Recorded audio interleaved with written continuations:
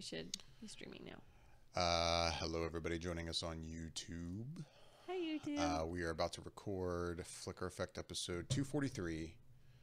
Got a few things to talk about today, including Annihilation, game night, and finally, we were going to revisit our I Challenge You segment. Yes. You can see me and Michelle here in Orlando at the recording studio, if you want to call it that. And It's a studio. Sure, it's our a studio. Lovely studio. Flicker Effect headquarters. We have things on the walls. Oh, hey, I'm a fan. And Jascha will be joining us from California via Skype. What's up, Jascha? Hey, guys. Well, let's get to the record. Let's do it. Everybody ready? Yasha. Hey, guys. Before we go on, I just, I want to say that I've tuned in a little bit here, and David, that beard is glorious. Wow, glorious. Thank you. Glorious. Thanks, That man. mustache, buddy, you're killing it right now. Thanks, buddy. I don't know what to say to that. It's funny because it's like when I think about it, I'm like, oh, when was the last time Yasha's seen you? And I'm like, oh yeah, that was not last year at Comic-Con. That was the year before. It was 2016. Yeah. Looking forward to seeing you guys soon, too, though. Yeah. I'm going to try and plan a trip sometime, maybe and come out there to Florida. I think that would be a lot of fun. Come soon. It's starting to get hot, dude. Yeah, right. I have no desire to be out there when it's hot. Book I've heard it. the stories. Book it I've soon. heard you talk about it, Michelle, in great detail and in length. Book it soon. It sounds miserable. It's lovely right now, though. It's funny. It's lovely right now, but I was just last week, I think, there was a day, I don't know, I was outside doing something, and it's been nice, but it's getting already a little warmer. We're getting to the mid 80s kind of right now as highs. Yeah. And the other day I remember being outside thinking, it's nice. I'd like it to be cooler than this, but this is nice. I'm like, if I do a little work outside, I'll probably sweat some, but otherwise it's good. And then I realized, I'm like, you know what though? This is basically what it's like at Comic-Con in San Diego in July. Yeah. And I remember thinking that this is what it's like when everyone in San Diego is going, oh, it's hot. This is terrible. I'm like, And we're like, oh, man, this is amazing. look at the butterflies. Yeah. The clouds are going by. Well, it's like 40 degrees out here consistently right now in the morning. It's pretty chilly. But yeah, I've always wanted to see Disneyland out there too, or excuse me, Disney World. Yeah, you get That's that something right. I've never been able to do, Get but on. I've always wanted. Get on down here, Yasha. You come see us anytime. All right, let's record a podcast, shall we? Enough. Here we go. It is Sunday, February 25th, 2018, and welcome to Flicker Effect. This is episode 243. I'm David Lotch. Joining me this week is Jascha Wilson.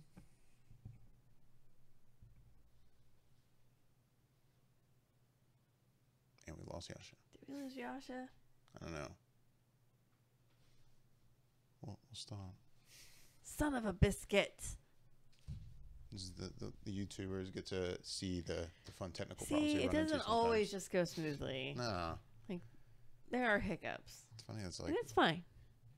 I have this feeling he can hear us. And he's probably going, That's my what God, I think is happening. He's going, why I can they not hear me anymore? Why can't they hear me? Oh no! Oh, no. We'll give it a few seconds. Oh, no. So, talk about something, Michelle. Well, you know what I just read? You just read something? What'd you read? I don't think it's spoilery to talk about it. About Annihilation? Yeah. I don't know. I feel like if you're having to think of it spoilery, you probably shouldn't say it. It's about a thing.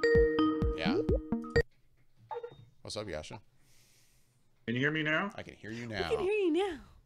God, guys, I could hear you. I I was had a like, I'm feeling. here. I'm here. Yeah, we had a feeling that, we were sitting here going, we can't hear him, but I'm sure he hears everything that's happening. Yeah. All right. Let's try Let's this start again. the show again. Take two. Let's take two. You ready? I'm ready. We need to get the clapboard. Yeah, it's over, over there there. somewhere. All right. Here we go.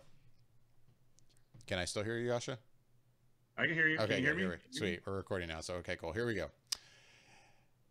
It is Sunday, February 25th, 2018, and welcome to Flicker Effect. This is episode 243. I'm David Lotz. Joining me this week is Jascha Wilson. Hey, everyone. And Michelle Hillard. Hi, everybody. Hello. What's up, guys? This week, we are going to be revisiting our I Challenge You segment later in the show. Way overdue. Yeah, we are a little overdue. But we're going to get back into the swing of things with that one, I think. Maybe even every week. It's no one's fault that we're overdue. It's Two just... enthusiastic thumbs up. Okay. Yeah, we're going to look at that segment later in the show. At first, as always on Sundays, we like to start off by looking at the box office. So let's do that. We're going to look at the top 5 in the box office domestically this week. Starting at number 5 is 50 Shades Freed in its 3rd week in release, pulling in just a hair under 7 million. I believe none of us have still seen that movie. 7. Yeah, it's still making money. It looks like it had a budget of 55 and it's pulled in 89. I love that it's in the top 5 and it pulled in just under $7 million. Yeah. Well, Sorry. There's one movie that's just basically sucking up the box office from everyone else. Yeah. We'll Like get it's to a that. bad thing. No, it's not a bad thing at all.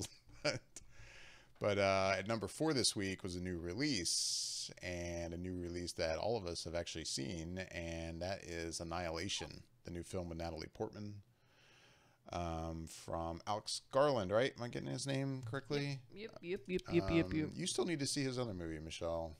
I know. Ex Machina is excellent. I know. But yeah, Annihilation came in at 4th. That's a new release this weekend with, it looks like, right at $11 million.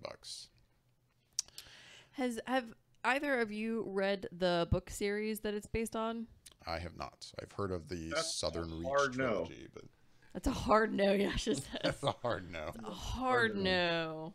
I didn't even know it was a book until just a second ago when I was reading about it online. I was like, oh, a book? Okay, cool. See, I didn't know it until David said something to me earlier, and I was like, oh, so I've been looking into it, but I guess, so Annihilation is the first in Jeff Vandermeer's best-selling Southern Reach trilogy. So, yeah, it's a trilogy. Yeah, all right. Yeah, that's not. Yeah, no, I have not read it. Apparently, it's an amazing novel. Yeah, it sounds like an interesting read, is all I'll say. I mean, I'm basing this purely on what I've heard from people who have read it on other podcasts, that it sounds like it is definitely not a conventional read, is what I'm gathering. But what I keep seeing is that everybody's loving it when they read it. They're like, it's such a good book. And I'm like, oh, Jesus, Yeah. I guess I better pick this up. Where have I been? Yeah, I guess we got to get with it. But we have all seen this. So It's a miracle. it's a miracle. Should we chime in about it now, David? Yeah, let's chime in about it now. Why not? Or do you want to wait? Let's do this thing. Jascha, what did you think of Annihilation? I honestly am not sure. This movie is so fucking weird. Like, I just sat there and watched it, and I'm like, all right. Even the directing, like the way it was bouncing around a little bit, as her telling the story kind of in a first-person perspective of what, or recounts, I should say, of what led her to being interviewed. It was weird, man. Like, it was a really weird way to tell a story about, I don't know what I should say without causing any spoilers. So it's like, I mean, I didn't not like it, but I wasn't like completely sold on it. Does that make sense? Like, it's like not something I would be like, oh yeah, you definitely need to rush out and go see this. Like, I've told my friends, I was like, you need to rush out and go see Black Panther, especially in the theater. Like, it's a fun movie. Like this one, I just got off the phone talking to my buddy about it, and he was just like, so how was it? And I was like, I don't know. It was really weird. When did you see it? When did I see it? Like maybe an hour or two ago. Oh, Wow, dude. you're fresh Oh, out of you're this. fresh. Yeah. Yeah. And it's just really kind of resonating with me. I mean, I want to give it up to like Tessa Thompson, who's in this movie. She's having a hell of a couple of years. Like she's kind of popping up everywhere. Her past 12 months are great. She's killing it. What's that? I said her past 12 months are great. She is killing it right now. I know, right? Like she is everywhere, Dude. and she is in the movie, and you really believe the characters that she plays. Like I'm really all in. There was one character that I saw that I was just kind of like, I had this like personal joke, and I just smiled to myself in the theater. I was like, "Oh, Gina Rodriguez is in it, and she's from um, the something Virgin, Jane the whatever." Virgin. Yes, Jane the Virgin. Jane the I was like, Gina Virgin. Rodriguez is in it, and the character that she played, all I could think of was like, "Oh, was Michelle Rodriguez not available because they needed a kind of a stoic type of badass butchy Latina, so they went with somebody else." Like I just was like, that's kind of the role that she was playing. I don't know, for whatever reason, I kind of kept seeing Michelle Rodriguez in this role, Mm. and I mean, you'll know what I mean if and when you see this movie. Jennifer Jason Leigh was fine. She was good. I was actually expecting a little bit more from her in this role, and as I was with Oscar Isaacs, even though this is like his second collaboration with Alex Garland. Um, but I mean, the movie itself, I just kind of was like, oh, this is really weird. It's like this really kind of detailed story that you kind of just have to like accept and be able to move forward with. And if you can do that, then you'll be okay. Like I don't know, it's just like it's very dialogue driven, I guess you can say, and you're just never really certain as to what's going on. And even when you finally figure out what's going on, you're still kind of like, what's going on? But it's a really interesting and different type of sci-fi film. Michelle, what'd you think? I mean, I have to say, I think Jascha kind of hit it on the head here. Because I saw it on Friday, and I remember just walking out of the theater going, huh, that's a thinker, that one. That's going to have to take some digesting, processing time before I come to any. And it did. And I'll be honest, I even kind of woke up this morning even kind of going,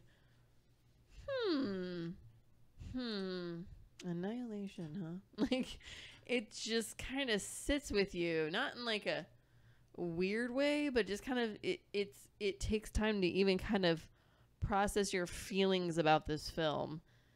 I don't know, but I will say at the end of the day, I enjoyed it. I enjoyed this film.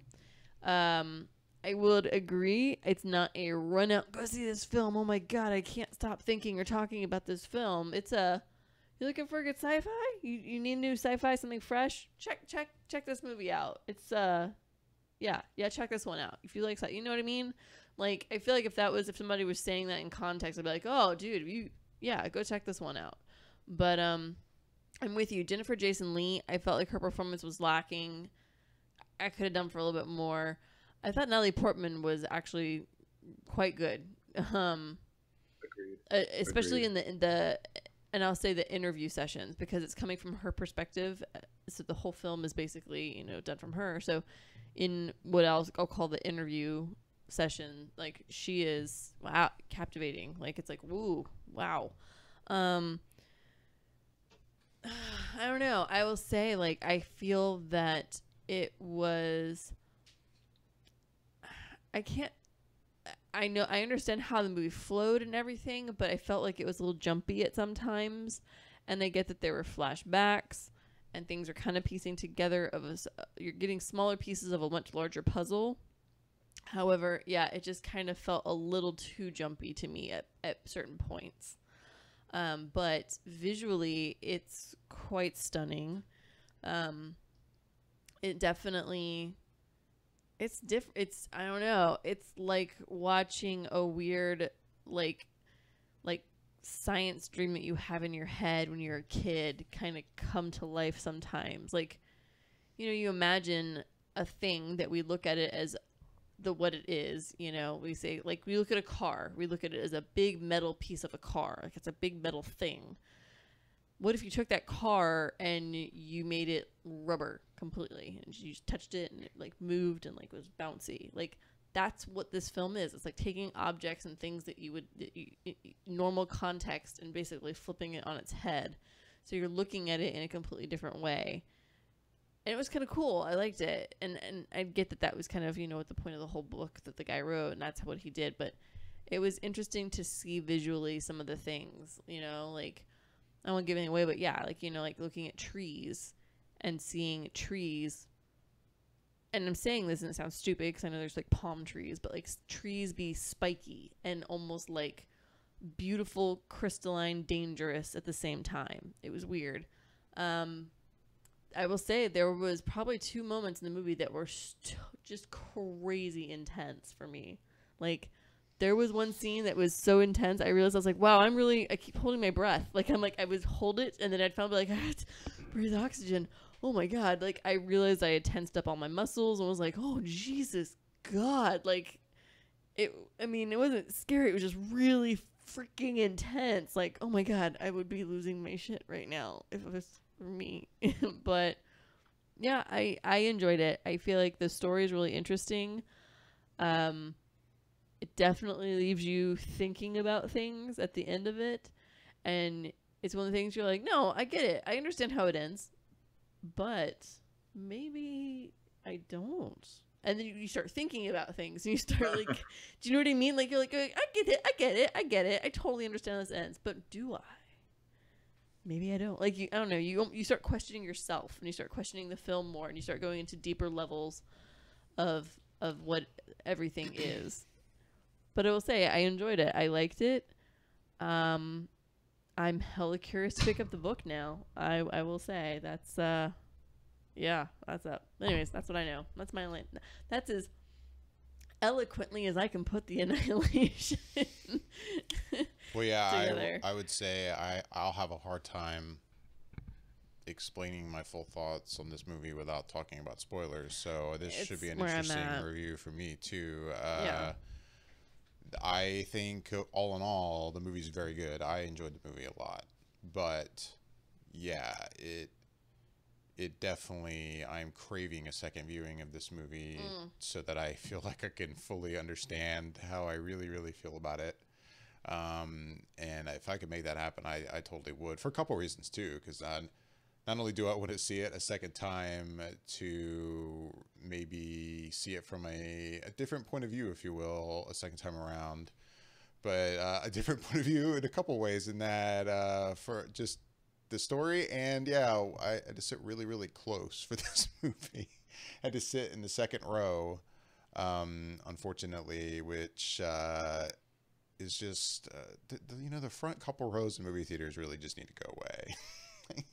Yeah, it was pretty much. this was my first experience using my movie pass, so I'm used to, I almost always buy my movie tickets ahead of time from an app. Yeah. I know I get hit with that little service charge from either Fandango or Atom, whichever I end up using, but whatever, to me it's worth it, especially if I'm dealing with the reserved seats. I'm like, all right, I'm gonna get good seats early in the day or a couple days beforehand, and I know I'm good to go. But with movie pass, it's like you can only buy it that day, and you can only buy it once you're near the actual theater. Like, I think it's like 100 meters or 100 yards. That's so crazy to me. Like, you have to be near the physical theater to check in, and then you have 30 minutes to go buy the ticket. It's so insane to me.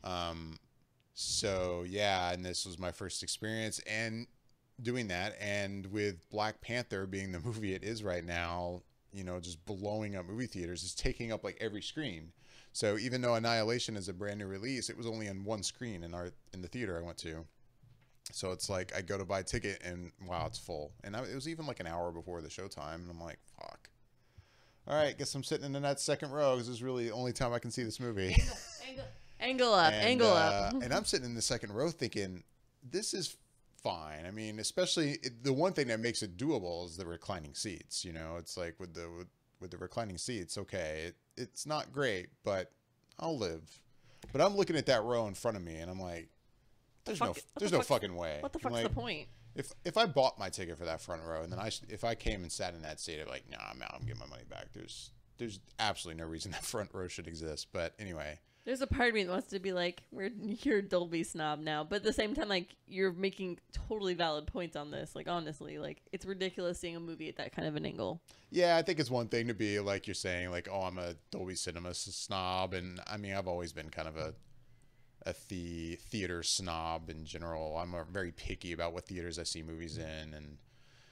But then this is just another level of annoying. But anyway, I need to see the movie again, too, to see it from a normal seat.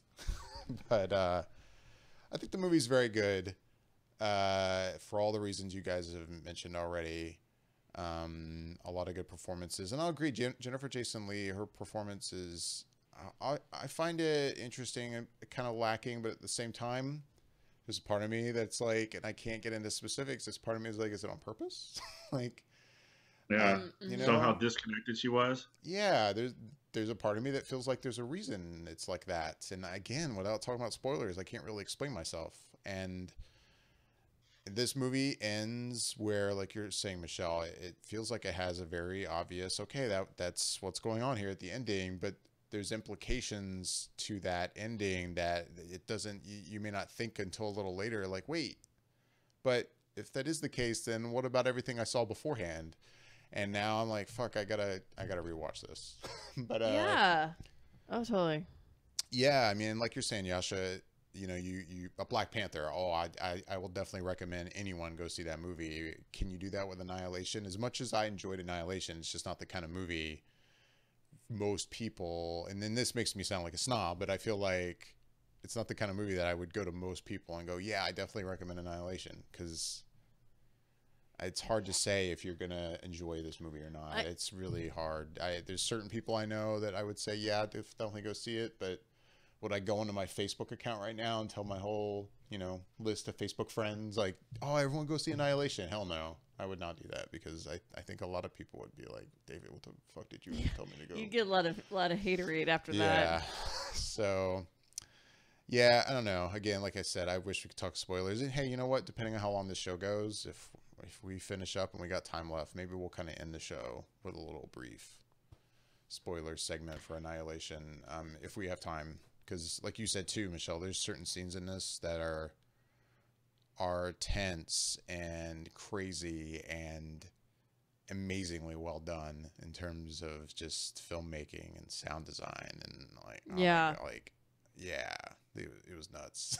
Like, basically, the whole last, like, 15 minutes, the sound is amazing. The sound design that's happening. Like, It's superb. right? Like, it's almost crushing. Like, the weight of the sound and what they did with it is almost like, it literally, like, feels like it's weighing on you as you're watching this film. Right. But in a good way. I'm saying that in a good way. In a good way. It's crushing you. Yeah. But it's good.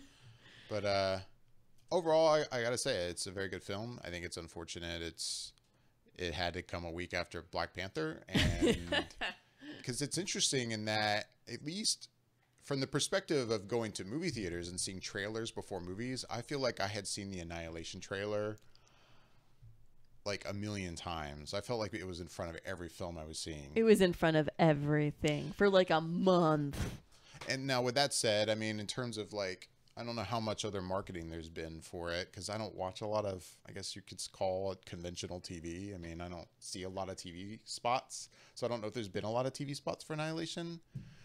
But in terms of movie trailers, there's been a crap ton, and I feel like it kind of got pushed in a way, and now it's like, it's, you know, it's doing what it's doing. And It was in my Instagram feed a lot of, like, you know, when you get your sponsored things, I was seeing it a lot on my Instagram. right. And then with that said, yeah, like I'd read some stuff that some of maybe it was who was it at Paramount, David Ellison. He was apparently concerned that the film was too intellectual and too complicated, and he demanded changes to make it appeal to a wider audience, including making Portman's character more sympathetic and changing the ending. But apparently the producer, Scott Rudin, he sided with the director, Garland, and they did not alter the film. I guess That's good. Rudin Oh, had that's good. final cut. But it seems like Paramount's been concerned about the movie too, so it's not getting exactly a conventional release. So it's getting a theatrical release here, obviously, and in, I believe, Canada and China. But in every other territory, Netflix is going to be releasing this film in like 17 days from now. Yeah. So it doesn't sound like you're going to be able to watch it on Netflix here in the U.S., but in basically like 2 weeks, everywhere else, you're going to be able to see this at home. Oh my God. It's kind of weird. That's insane. And I hadn't heard about that until I just randomly I think it was earlier today or yesterday, I randomly came across a poster for Annihilation, and it had the Netflix logo on it, and I'm like, wait, what's going on here? What am I So missing? if you lived in the UK, Yeah, it sounds like you'll be able to watch it on your UK Netflix. Yeah, in like 2 weeks. Wow. Okay. So yeah, I mean, that makes me sad. I mean, I don't feel this movie's clearly not going to make money, and that makes me sad. But it makes me even sadder that it's going into Netflix. And again, I realize not the USA Netflix, but it's going into Netflix 2 weeks after its release date. Wow. Yeah, I guess at least Paramount feels like they'll make some money that way from, I don't know how much they're getting out of Netflix for that, but otherwise it sounds like they fear they wouldn't make much money theatrically, so yeah, why not do it that way? It's funny because thinking about this film, like I feel like it would be doing really well if Black Panther literally didn't come out last weekend. Like February is usually a slower month, and I feel like this film actually fits for a February film. However, Black Panther came out last weekend, and that's basically soul crushing for a month. Basically, if it had come out like 2 weeks ago or 3 weeks ago, like 2 weeks before Black Panther dropped, yeah, giving it like kind of like a 2 week little run there. Yeah, because there really wasn't much happening. There wasn't. We had freaking 50 Shades of Freed or whatever. Yeah. You know, maybe it could have had more room to breathe, gotten at least some people that are like, well, there's nothing else going on in movie theaters, so I guess I'll check this weird Natalie Portman movie out. Yeah, like the weekend before Valentine's would have been a spectacular weekend for it. Right. Jesus. So that's Annihilation. Again, I enjoyed the movie, but yeah, I don't know. We'll see if we talk spoilers later. If we do, we'll give everyone the heads up, but I'll put it in the show notes, you know. By the time you're listening to this on a podcast, you can see right in the show notes whether or not we do a spoiler segment. I'll do my spoiler hands for YouTube. Spoilers. Spoiler hands. We should have a spoiler clapboard. I should. I feel like we're officially in spoilers. Yeah. This is officially like. Now I'll be curious to hear what Bobby has to say. I haven't talked to Bobby about it yet. He unfortunately couldn't join us today, but yeah, I know he's seen it. And it's funny too. He ran into the same thing. I got a text from him. Because he was using his movie pass? And he used his movie pass, I assume. And he's like, hey, so I'm sitting in B17. And I'm like, yep, I was in B7 in my theater. Enjoy that view, buddy. All right. Moving on to number 3 in the box office was Peter Rabbit in its third week in release, pulling in about $12.5 million. I take it no one has seen that one. Jascha? No. Jascha, you didn't run out to go see Peter Rabbit? I did not run out to go see Peter Rabbit. As weird as that may sound, I didn't get a chance to do that. It's cool. You can't see everything. I understand. At number 2, though, in the box office was a new release, Game Night, pulling in $16.6 million.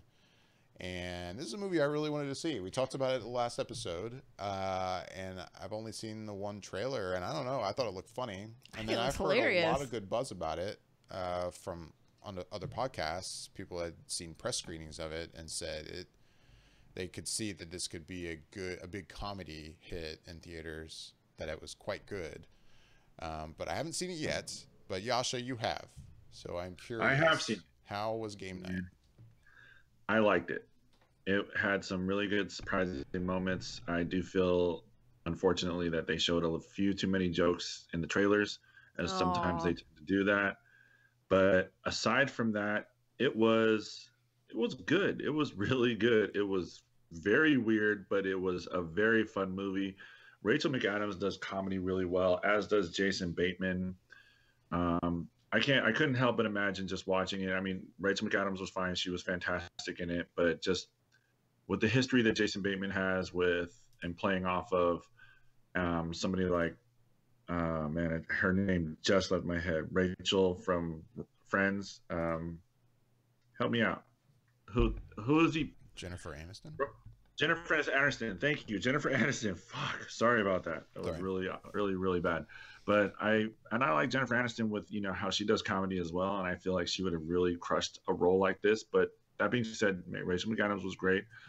Everybody was really, really good in this movie. Like it was fun. I definitely enjoyed it, and there were some really fun surprises and moments. If you haven't done too much reading about this movie, but honestly, I did. I liked it. It was just a fun, easy to do comedy. Easy watch. Just very much an easy watch.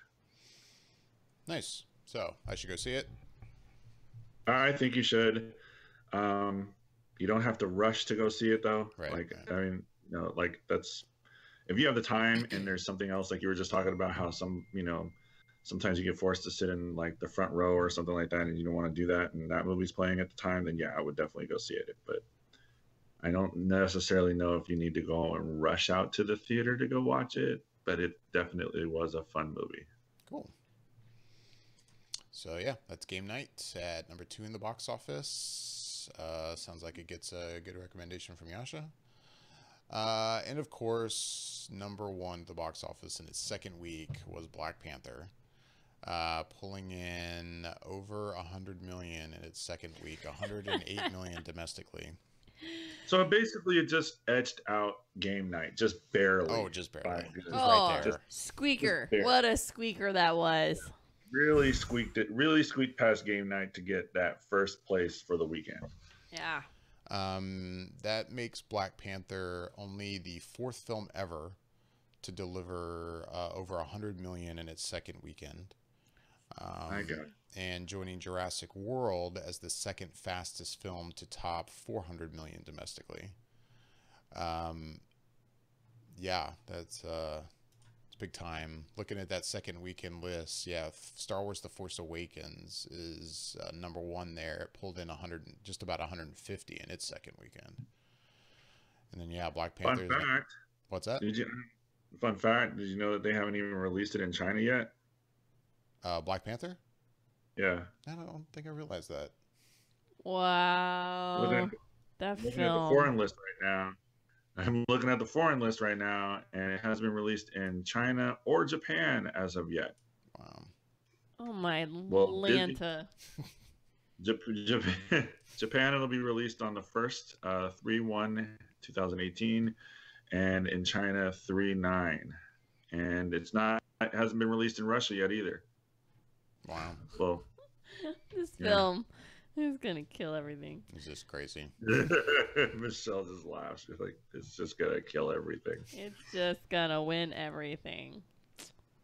It makes me curious too to really see what Avengers: Infinity War does. Right? Like, right? I don't know. That movie, that's going to be really interesting. I'll be very curious, I guess, leading up to a couple weeks beforehand. We'll start hearing tracking numbers, and all the professional opinions will come out, and then I guess you can all get a sense of, because I feel like that one's gonna, I mean, obviously it's gonna do insanely well, but I think so, yeah. But I'm still kind of torn on how insanely well. I feel like a lot of people are falling into it's going to just be a mind-blowing, in terms of box office numbers. But part of me is like, I don't know. Like, it's going to be big money, of course, but I don't know if it's going to be that huge. I think the second Avengers film, where they're in Sokovia. Sokovia.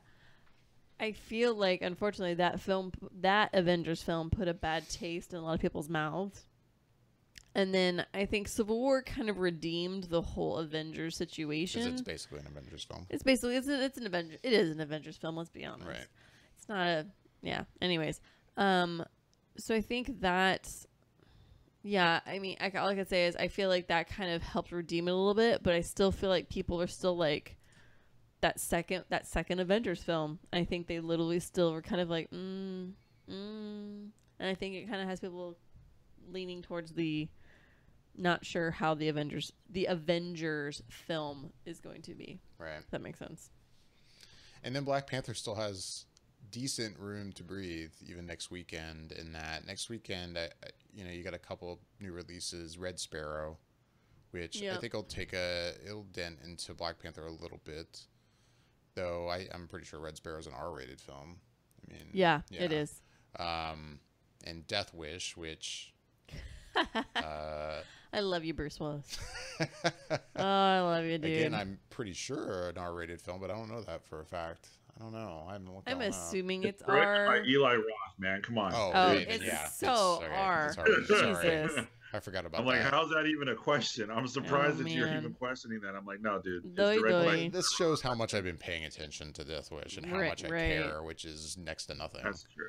Um, That's gonna be so rated R. It's not even funny. Yeah, oh my god. But you still don't. You still have another week until A Wrinkle in Time, which kind of seems to be the big kind of next. I have seen 3 different articles stating that they feel A Wrinkle in Time is going to be the big shove to get Black Panther just dropped. Like, I'm like, I still don't think it's going to knock it out of contention here, dudes. Like When you say not knock it out of contention, I think they think it's going to be the thing that drops it out of the top 5.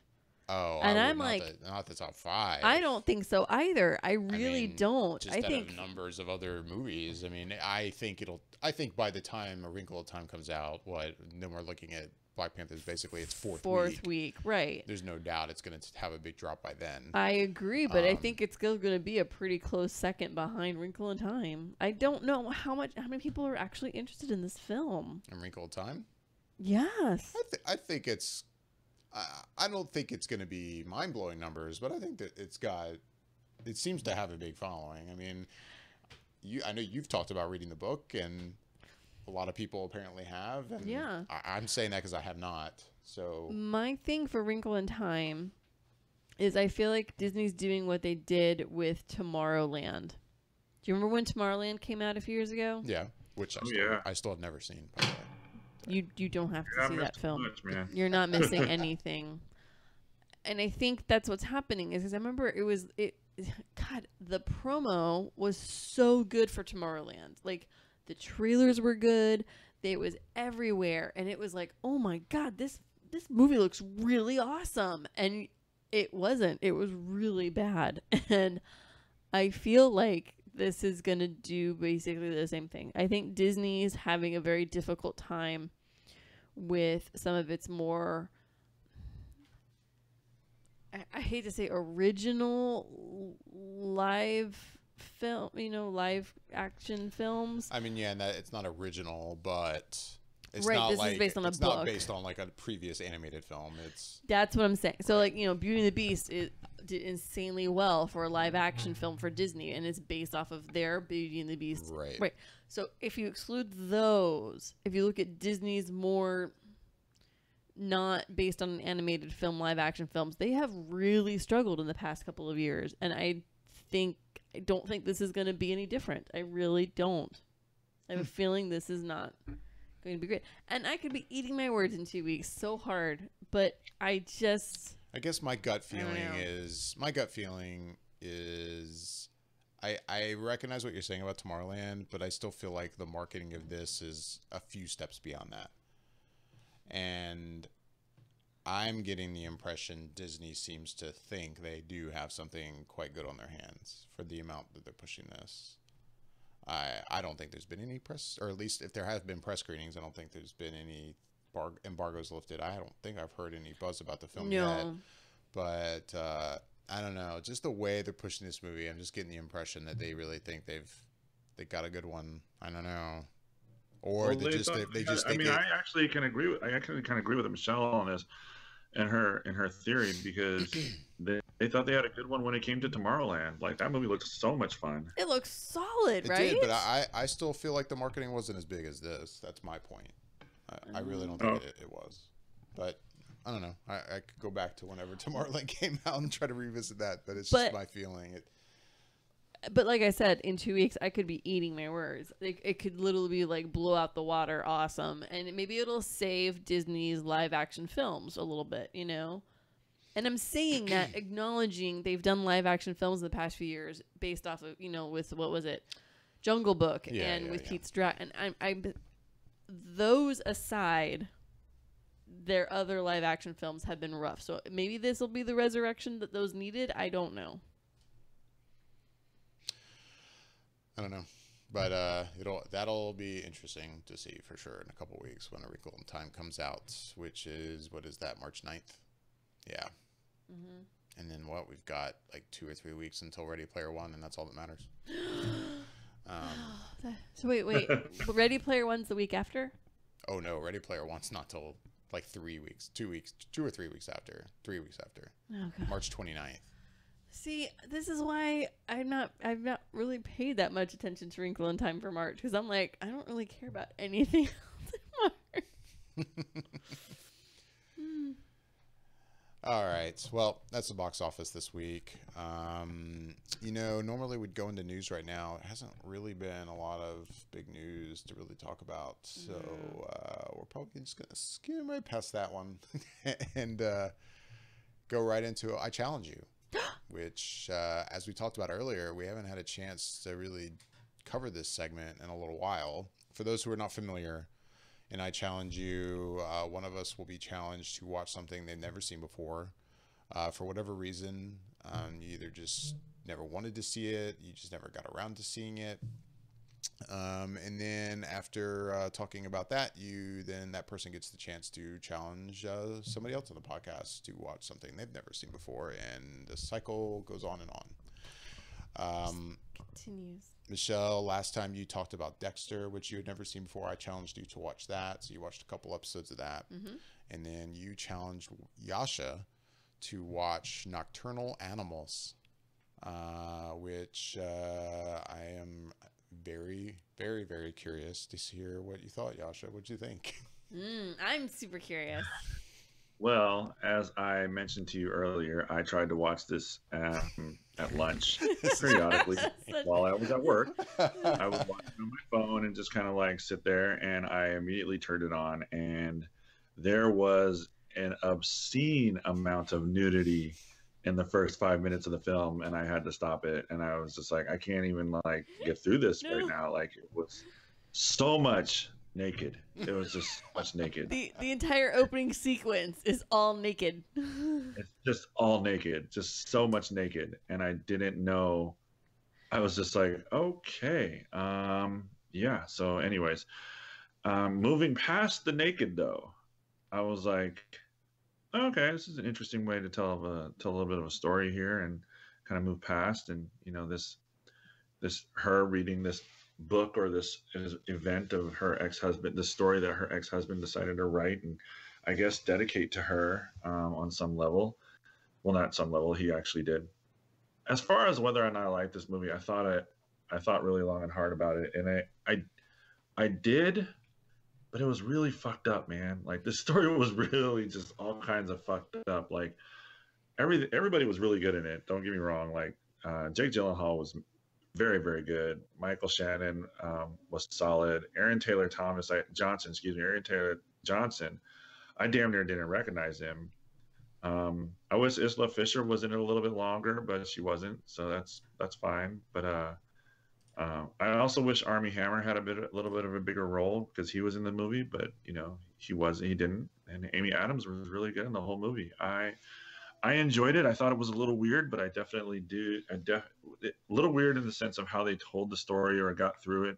I always find it interesting and fun to see a story, go to watch a movie, and then you end up watching another movie while you're watching the initial movie, and based it on the relationship between the characters. And that's kind of what this was. So would I recommend it? Yeah, it was. I would. It was strange as fuck, but I definitely would recommend it. It was a solid movie. I liked it. So now this was Tom Ford's second film he ever directed. Did you see his first one? What is that? A Single Man? Yeah. I want to say no. I did not actually. I did not see that. It's another film I recommend. It's I mean, wanted to. Yeah, it's one of those things. It's, you know, it's Tom Ford. You're going to get you're going to get some artsy, but you're going to get some really visually, aesthetically pleasing things. And even in Nocturnal Animals, like, some of it is kind of violent, and yet there's a beauty in the violence. You know? Yeah. Like in that one reveal, you're like, oh, Jesus. And it's like, oh, then you're like, wow, there's something about it. Like, it's, you know, it's Tom Ford. You're going to get really awesome aesthetics. Like, there's really not much else you can say about that. So, yeah, I would recommend A Single Man. Is it It's A Single Man. Yeah. And I really like Nocturnal Animals, but I've only seen it the one time. And now I feel like it's kind of leaving me a little bit, in that I feel like I would have to revisit it. But if you have to ask me right now, I would say I think I enjoyed A Single Man more. I think that's a better movie. I would agree with that, but I also just feel like these are two very different films. They are very in different, their tone, but in a and way, their story. I feel like as good as Nocturnal Animals is, in my opinion, and again, I don't want to take anything away from that, but I guess I feel like in A Single Man, Tom Ford is more in his element in that. Yeah. Yeah. But yeah, A Single Man surprised me because, you know, I'm going into that. I'm like, Tom Ford made a film. For his directorial debut. Like, that was all right. This impressive. looks interesting. The trailer looks good. I'll check this out. And I saw that at a local art house theater, and I was really pleasantly surprised by it. I thought it was excellent. Yeah. I still don't think it's gotten enough attention. But I mean, it was nominated for a ton of stuff that Oscar year. It was, but I just mean kind of from more general audiences. I mean, I get that that's not a movie for general audiences, really, but neither of them. I don't know. I just feel like even though it got nominated for things, not a lot of people were talking about it, even among kind of critic circles. Right. What I mean by that. Anyway. I recommend both films to people, though. I enjoy them both for very different reasons. They are two very completely different stories. Yeah. Anyways, no, I would like to rewatch Nocturnal Animals. I'll be honest. I think I need another viewing of it. Yeah, same here. And I'm kind of curious. I'm trying to look up right now. I hadn't heard if has anyone heard, is he working on anything else right now? Tom Ford. I would assume so, because I feel like he's got like a 2.5 year gap between the first one and this one, and that one came out a year ago, so he's probably in the middle of a production right now. I would assume. I'm making a very large assumption here. Apparently not. At least looking at his directing credits on IMDb, it doesn't show that he's in production on anything. Right, apparently not. I'm guessing, what is he, a producer on that show on Amazon? Is that popping up? No, Miss Maisel? No, that's just a sponsored thing. Oh. Sorry. Oh my God. So wait, you mean A Single Man came out in 2009 and Nocturnal Animals came out in 2016? So yeah, it was a 7-year gap. Holy I mean, we're obviously talking about somebody who has, other things he does in life. He's a very busy man. I guess he makes films when he's like, you know what? I think I'll make a film now. That sounds I'm like a good rest. project. I'm gonna rest this season, and I'm gonna make a film. Right. Cool. So, Nocturnal Animals. Now you get the chance, Jascha, to challenge somebody else to watch something. And you can challenge Bobby. I know he's not here to defend anything, but if you want to challenge you, Michelle, you're like, oh, go ahead, challenge Bobby. I'm reminding Jascha, and I'm reminding our listening audience and our viewing audience that he's more than welcome to challenge anyone, even if they aren't here tonight. That's all. Oh no, I'm well aware. The deflecting doesn't really necessarily work, but I think I'm gonna push a little bit towards David today, the fearless leader here, and challenge it. How do you feel about Westerns, David? I like Westerns, actually. Westerns are interesting in that I like Westerns a lot, but I fully admit that there are many Westerns I probably should have seen that I have not seen. That's where I am with Westerns. So it's probably a good category to pick. There's a very good chance whatever you say, I'll be like, yep, never seen it. I'm going to throw this out here. It's a little bit of an older one now.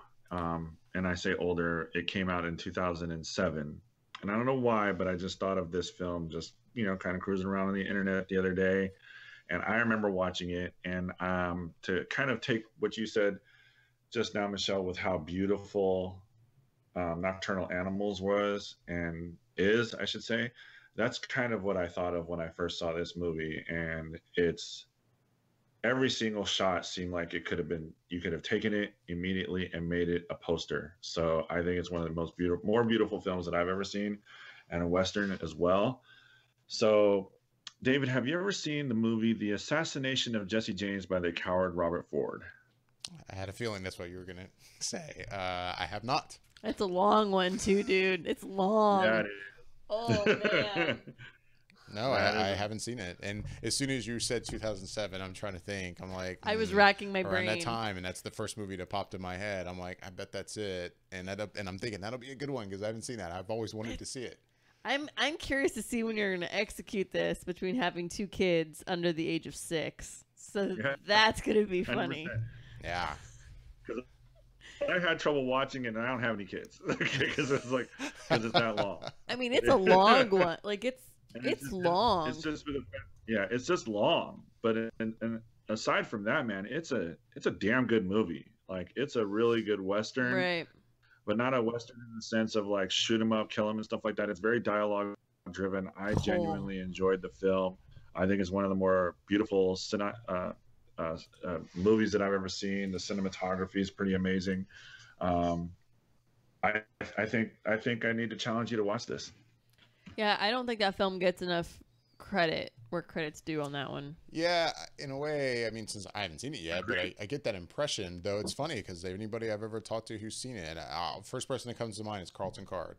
You know, used to Right, be on yeah, this show, yeah. and I mean, he can correct me if I'm wrong, but I'm pretty sure he's a huge fan of that movie. He would always talk about how much he likes it, and anyone else I think that's ever talked about it loves that movie. But you're right, I feel like it doesn't get a lot of attention. A lot of people don't really talk about it. But yeah, I've always been curious to see it. So thanks. That's a good pick. That It's is a good interesting one. too because so the director of that film is Andrew Dominic, and I'll fully admit a movie he made that did not get a lot of love, and I liked Killing Them Softly. Oh, I loved that movie. Oh, thank I God. almost said that one, but I was like, no, that was a little bit of a wider release, so I'm sure he saw that one. For whatever reason, I was on that kick, and that movie was so good. I really enjoyed that one. And that's a movie I feel like most people you talk to, or at least when it came out, the reviews were not great for that. And I remember reviewing it on this podcast. I think Carlton and I reviewed it, and I liked that movie. Yeah, But, no, me too. Me too. cool. So, The Assassination of Jesse James by the coward Robert Ford. I will be watching soon. And then I get to challenge. Fantastic. I'm looking forward to it. It's a good I'm one. actually Good really job, looking forward to Jascha. hearing what you said, what you think of it. I'm really looking forward to that. I mean, I think it's going to be really cool, and I mean, I would love to hear, what when you finally do watch it and you talk to Carlton about it, like, kind of see what you guys what you come up with. But it's got Casey Affleck in it. Sorry. I don't hate on I'm Casey with- Affleck. He's But see, I fine. do. Well, I mean, I do on that Eh. the movie that we're thinking of. Why am I blanking on the name of that movie right now? Because we hate that movie. Yeah, I hate that movie so much. No, I'm not the biggest Casey Affleck fan. Manchester by the Sea. But That's it. Yeah, I'm not the biggest Casey Affleck fan. I'm just not. It's- I'm not in that movie though. I will admit, there's movies that he's been in, and I think he's fine for those roles. You know, like I mean, shit like Ocean's 11. You know, and yes, like good in those. I liked him in those. that kind of stuff. Yeah. He's fine. I don't think he's a bad actor, but in Manchester by the Sea, I'm like, is he acting in this? That was my impression. No, it was We're not going to horrible. go on a whole rant about Anywho. Manchester by the Sea again, but oh god, that fucking movie. Yeah, it's just like, wait, how do we get Wait, to how do we here? get on this? All right. Well, that is my challenge. I will do that soon. I guess we're gonna go ahead and get out of here unless anybody has anything else. You giving me? No, I'm solid. You giving me a look, Michelle? What's up? I was thinking, what if we did quick spoilers, but only on YouTube? Spoilers for Annihilation, huh? That's not a bad idea. We could do that. That's just an idea. That's an idea. Yeah, we'll do that. So, listeners, So, we're going to wrap things up, but if you did see Annihilation and you are curious about our thoughts on it more in depth with spoilers, and there are definitely spoilers to talk about, check this show out on YouTube, and we will end the YouTube show with spoilers for Annihilation. I'll put it in the show notes on YouTube where that starts, if you want to jump forward to it. it's a good idea. I like that. So yeah, with that, we're going to get out of here. As always, we'd love to hear back from everyone. You can email us at feedback@flickereffect.com and leave us your questions or comments. If you love the show, if you enjoy the show, we would greatly appreciate a positive review over on iTunes, and it help us get more listeners. And you can find us on Facebook, on Instagram, on Twitter, on YouTube. Just search for Flicker Effect. On Twitter, we're Flicker_effect. You can find us on all those places and hit us up at, anywhere you like. I'm David Lott. I'm Jascha Wilson. And I'm Michelle Hillard. Thanks for listening. All right. All right. Well, that concludes the podcast. That's a wrap on the podcast. But, I mean, we don't have to talk about this for a long time. I just thought it might be kind of something fun, kind of special we could do really quick for YouTubers. And just do that. So YouTubers, hey there. Hi. We're going to do spoilers now. So this is spoilers hands. Spoilers. So spoilers. David likes my spoilers hands. Spoilers for Annihilation are literally from this point on. So if you haven't seen the film and you do want to see the film and then you want to see what we think about it, just hit pause, come back to us, and then we can have this cool discussion, and then you can write to us and tell us we're all crazy. So yeah. Spoilers. Annihilation spoilers. What we got? Okay, here's something. I'll start this off real quick. Okay, so here's what I read. This is what I was talking about earlier when we lost Jascha. So here's what I read. Jascha, you're going to love this. So one of the creatures from the film apparently has a very, very like cute, they call it a very cute name, and it's kind of twisted and messed up. All right. Jascha, you're going to love this. So the bear from the film, they nicknamed the bear Paddington. Ha! Shut up. They totally did. I guess that people, like, anytime they were working on it or doing anything with it, they'd be like, so Paddington's doing this and Paddington's doing that, and they named him Paddington. And that is just so sick and twisted, and yet I love it at the same time. Because, and earlier in the show, I was saying there was like 2 times I got really tense. That bear scene, that fucking bear scene, I was so tense in my seat in the movie theater. I mean, like, I clenched up everything. I stopped breathing, and I was like, oh my God, you have to breathe oxygen, dum-dum. Like, it was, and the thing is, and it's not like there was anything, I don't know, it was a very simplistic scene if you really think about it, but mother of God, if it was me in that situation, I would have just shat my pants. It's incredibly well done in that they did a very good job of making it creepy as fuck.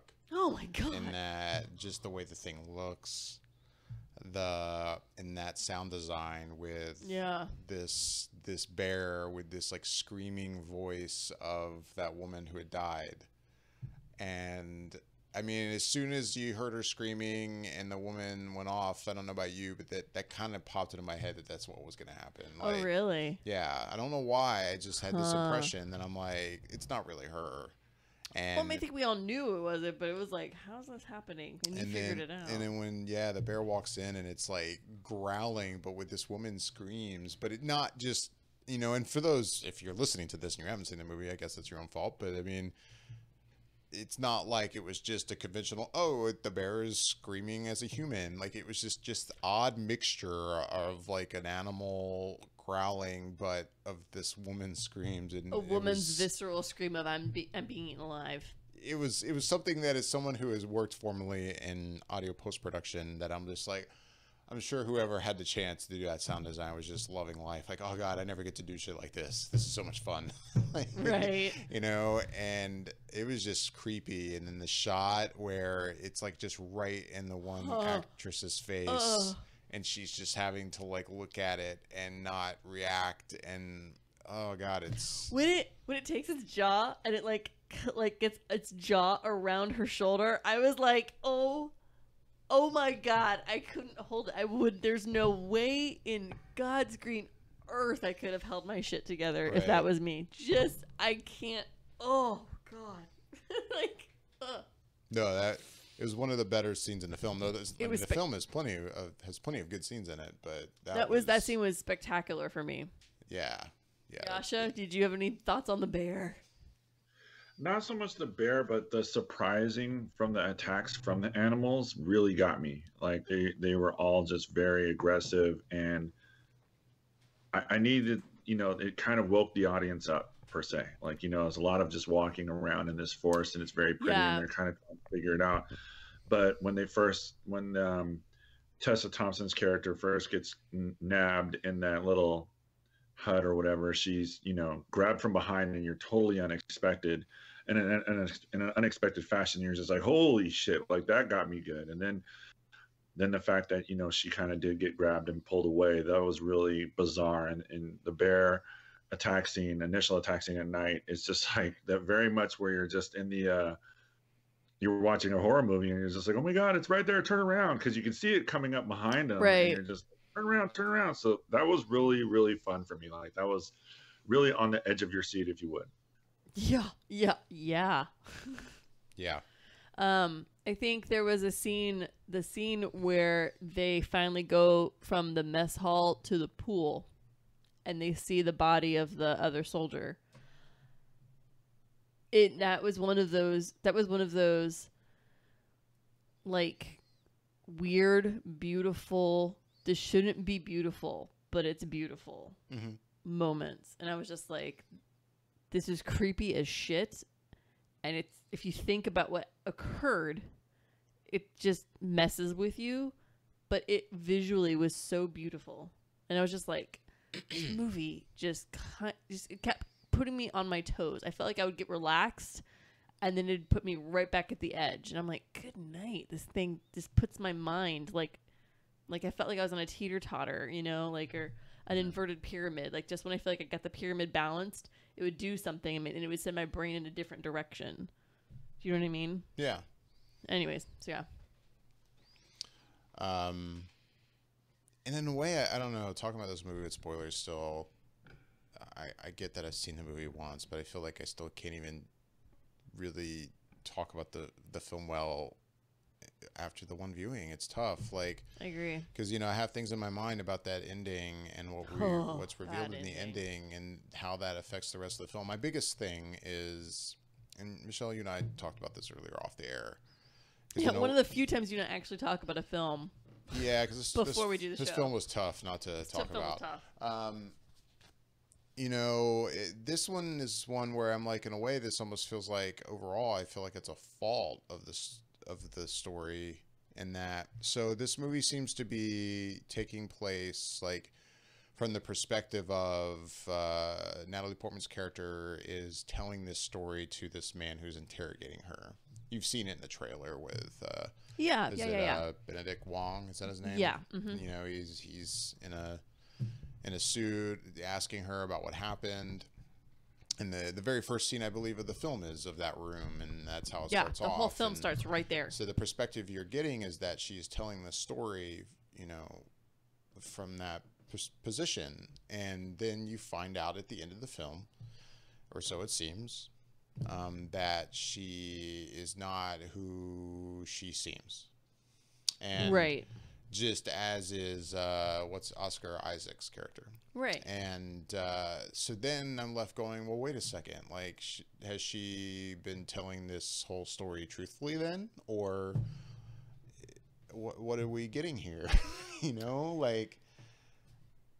It's contradictory only because of the way Oscar Isaacs is and the way he is acting. It's almost like his brain is still learning. And so for her to just magically be able to conjure up this story, it leaves me going, wait, what? And that thing, when you and I talked about this earlier, you mentioned that, and I get what you're saying. Absolutely get what you're saying. But I guess that doesn't bother me as much because it drives me insane. Because to me, I feel like every experience could be different. We don't know anything about this alien life form, and right. For whatever reason, the one that is now Oscar Isaac's character is reacting and acting in one way, but this one, it could be a totally different thing. I don't know. For some reason, I'm just, my reaction is that doesn't really bug me. I don't know why, it just doesn't. But I do get what you're saying, in that it seems like with him, he comes home and is just like a completely different person, like seriously fucked up, like from her perspective, like just really terrible PTSD, but it's really something else, Right. And with her, she's obviously seems a little more together, though all we have seen from her is that she's in this room being interrogated and she's answering questions. That's all we know. That's all we've seen of her post that experience at the lighthouse. But I don't know, like, yeah, I definitely want to see this movie again with that perspective of, okay, this is actually who she is, and now I want to see it again knowing that. And then, like I said earlier with Jennifer Jason Leigh's character, there's something about her that, and that ending with her, that I'm left like not confused by, but I have a lot of questions about it. Is she really who she seems to be throughout the film? But I don't know. Like you think she's the one that's pushing them forward to the lighthouse for totally different reasons other than her own, I want to know before I die. Yeah, that's what I'm left wondering. After only one viewing, I feel like I have to say that because I feel like some people might listen to this going, man, you're crazy. Wait, you're forgetting about this or thinking about that. And I'm like, again, after one viewing, I feel like I'm not really picking up on a lot of stuff. And I should jump in. I mean, you're the one that's seen it the freshest, and I'm saying that knowing that you're also still processing. And I mean, I saw this back on Friday, and I'm still freaking processing this film. Like, this film is not something you see, and you're suddenly just like, it's not like watching Black Panther, and you either like know what you like and you understand exactly what's happening. This movie is very like, like it just leaves you thinking, and it leaves you questioning, and it's a thinker, it's a processor, and I'm curious where Jascha is on this, because I'm sure he's just even going like, wait, what? No, like, I mean, a lot of your points all make a lot of sense when I'm listening to you guys talk, and it kind of goes back to my initial review. It's just like I walked out going, the fuck? Like, I just like really was like, do I like that? Did I like? Really, really odd. Like, really, really odd. I'm not sure if I like it or not. And then I'm just like kind of taking like each person's, I guess you could say, downfall and how they kind of, I guess, died or passed on. Like Tessa Thompson's character going very peacefully. What's her name's? Jennifer Jason Leigh kind of exploding in a sense of light. Was she really who she says, like David said? The Rodriguez woman, Gina Rodriguez, her, basically kind of losing her mind type of thing. Like, right. It's just like, what did that all play into like the true characters of who they were? Did this anomaly or this refraction, as you would, for that where they entered, was it changing them to the better mark of what they were as a person in a whole? Like, I mean, I'm just still kind of taken back by it with that in itself. So it's definitely something I actually might need to watch again, like David said, but I'm not in any real big rush to do so because it was just so weird. So especially having just seen it like you have, I feel like a couple days later, now I'm to the point I'm like, okay, I'm ready. Like, if I could, I'd be honest, I could probably take another 1 or 2 more days before I'm even ready, truthfully. I feel like I'm like, I need some space from this film, like a little bit more space. If I had all the freedom in the world, if I could see it tomorrow, from my perspective, I'd see it tomorrow morning if I could. But I think I want to read the book. I'm wondering if the book is going to leave me with the same questions, more questions, less questions. I'm wondering if the book would give me a slightly better edge to what the fuck I just watched. Yeah, I've seen a couple, one or two articles out there already where it's like, okay, so hey, for those wondering, these are the changes or differences between the book and the movie. I've kind of kept away from those because I'm like, well, at this point, I have to say, especially considering this is the kind of movie where it's leaving me with a lot of questions, it's making me even more interested in the book. Right. Because it's like something else I could go consume that maybe would answer some stuff for me. And if I am going to read it, I just want to read it, I guess, with really my only experience being this movie so far. But yeah, I want to see it again because there's other stuff in the movie that happens that I feel like, from my one perspective so far, I feel like goes unanswered, and it just seems odd. Like, for example, the thing with they go into the Shimmer for the first time, and the very next thing we see is that they all, for whatever reason, have forgotten that they've been in there now for, it seems like, was it 2 or 3 days? Like, I think they said that they've gone through at least 3 days of their rations. Right. And nobody seems to have any recollection, basically, from walking in to the waking up that morning. And it's all consistent. It's not like randomness. It's like all of them seem to have forgotten. All of them. But that never seems to happen again later. It never happens again, and nothing's really ever referenced about it. And from my perspective so far, it seems like that's it. Like it has no meaning, but I can't help but go, there's got to be something there that I'm not thinking about. Like that there's something about that affects the greater experience of this movie that it's just not even clicking for whatever reason. And maybe after another viewing, I'll be like, oh shit, wait. Like, I don't know, I mean, and I feel like there's a lot of things about this movie that are like that.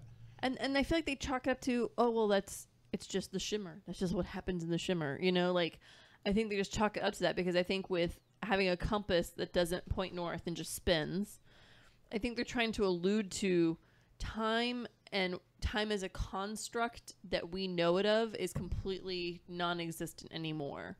Like they said, he was like, how long do you think you were in there? And she was like, days. Maybe weeks. Maybe two. Maybe a couple of weeks, she said, meaning like 2. And he was like, you were in there for 4 months. And she's like, I don't remember eating. And that's what and it's one of those things, like, is it just that time is a construct and it's just completely obliterated once you go into the shimmer? Like, it just doesn't exist. And so you don't even realize what's happening, because she's saying, like, days, maybe at most 14 days kind of ish, in her head. And then she realizes, she's like, I don't even remember eating food. Like, I don't remember even eating. And he's like, you were in there for over 4 months. Like, Jesus criminy, like, so just time just. Right. Yeah, not just that. I mean, it's just, you're right. That's the food being gone, everything, not remembering to set up camp. That's so interesting.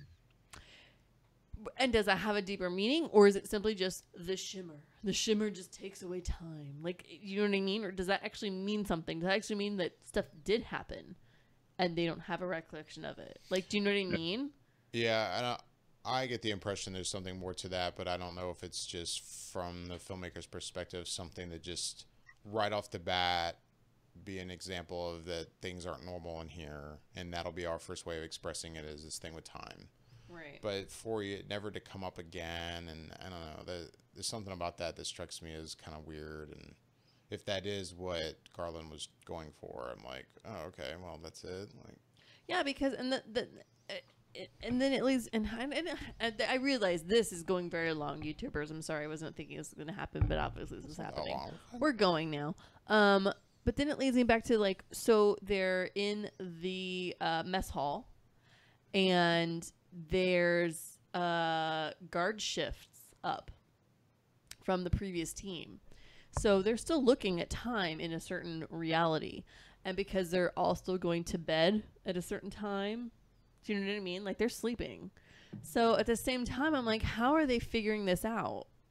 Do you know what I mean? Like, I don't know. It's just bizarre to me. And I'm just like, wouldn't somebody wake up and go, wait, whose guard shift is what? If based on the previous conversation, they don't remember 3. Like, the whole time situation is very wishy-washy with me. And again, it's the shimmer. But at the same time, it's like, wait, I'm not grasping this concept as well as I think the book might be able to describe to me. Yeah. I don't know. I think the big takeaway you can take from even the spoiler conversation is this movie is interesting and asks a lot of questions, and we're still all, after one viewing, left going, wait, I don't know what to think of a lot of these things. And also, to be clear, I'm only speaking for myself. I don't know about you guys, but I haven't read any reviews of the film. So part of me feels like after we record this, and maybe in the next couple days, I probably will start kind of looking at some reviews, and maybe I'll read some where people are expressing opinions about some of the stuff that I'll go, oh shit, yeah, maybe that makes sense. I didn't think about that. So for me, I haven't read anything yet. So I did read a little bit before, and I'm seeing mixed reviews. I've read a bad one, I've read a good one. And then I went on to Rotten Tomatoes, and the critics, the overall Rotten Tomato score was 84%. But yeah, then I thought it was like 87 or 84, then the maybe. audience one was 64. So I feel like there's a lot of mixed feelings on this film. I feel like there's positives, there's negatives, and there are, and I think that there's people that fall on different sides of the fence here. And that's a good thing. I like that this film keeps people questioning things, and it brings up a conversation and a dialogue, and I like that. But Yeah, that movie. That's a thinker, that one. All right. Well, I think that'll do it for our talk about Annihilation. And yeah, I don't know if I see it again sometime soon. Maybe we'll talk about this again. Maybe we'll all see it a second time and do this over again. Yeah, like when Bobby tells us what he thinks. Yeah. All right. For those of you still listening or watching us on YouTube, thanks for joining us. Hi, YouTubers. Bye, YouTubers. We love you. You're the best. Put some comments in. Please comment. Type it up. We like it. It's good. Okay. All right. Bye, everybody. Bye. Bye. That's right. Jascha, you say bye. What? Bye.